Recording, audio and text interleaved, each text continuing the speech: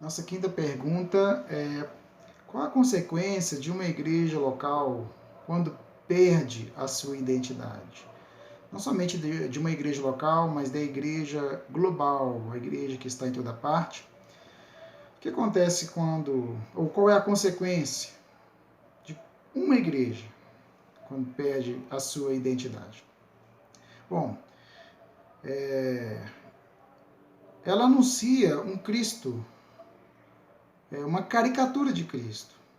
Ela anuncia um Cristo deformado, no seu sentido de conteúdo, mensagem, propósito, vontade de Deus. Tudo isso fica uma verdadeira caricatura, uma pintura deformada da realidade e da verdade, totalmente distante e diferente do que é verdade do Evangelho.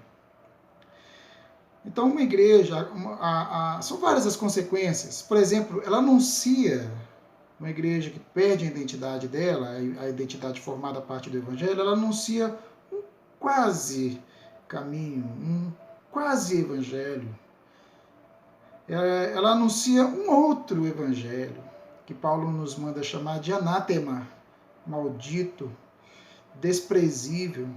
Ela anuncia um Cristo reduzido aos caprichos da pecaminosidade desastrosa e morta da humanidade. Um Cristo escravo dos apetites e das vontades humanas.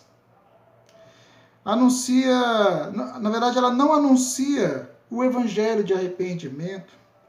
Com isso, ela compromete o caminho da conversão de um pecador que não é impactado com a verdade do Evangelho, que é o poder de Deus para a salvação do que crê. Né?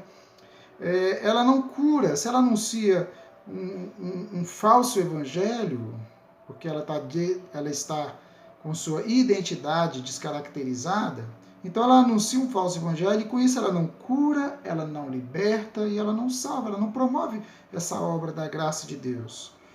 E com isso ela não promove maturidade, que é o propósito máximo do evangelho, conforme anunciado pelo apóstolo Paulo ali em Efésios capítulo 4, né, ele vai dizer que até que todos nós cheguemos, né, à unidade do conhecimento, né, e da fé, até que todos nós cheguemos à perfeita varonilidade ou à estatura do varão perfeito, que é Cristo Jesus. Nós estamos falando de maturidade.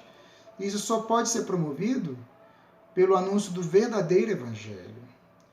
Mas a igreja só anunciará o verdadeiro evangelho se esse verdadeiro evangelho estiver na construção da estrutura dessa igreja. Senão ela vai anunciar o quê? Né? E o pior de tudo isso, gente, é que a igreja que perde a sua identidade, ela não glorifica a Deus, porque o que glorifica a Deus são as obras, frutos, que são frutos de uma vida transformada pela verdade do Evangelho. Né?